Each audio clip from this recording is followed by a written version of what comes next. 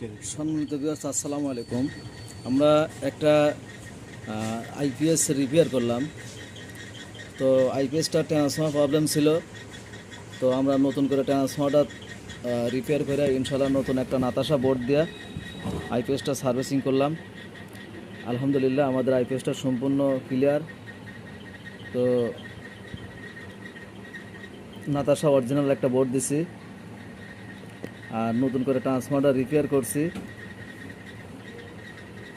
তো আইপিএসটা কেমন হলো সবাই একটু কমেন্টে জানাবেন।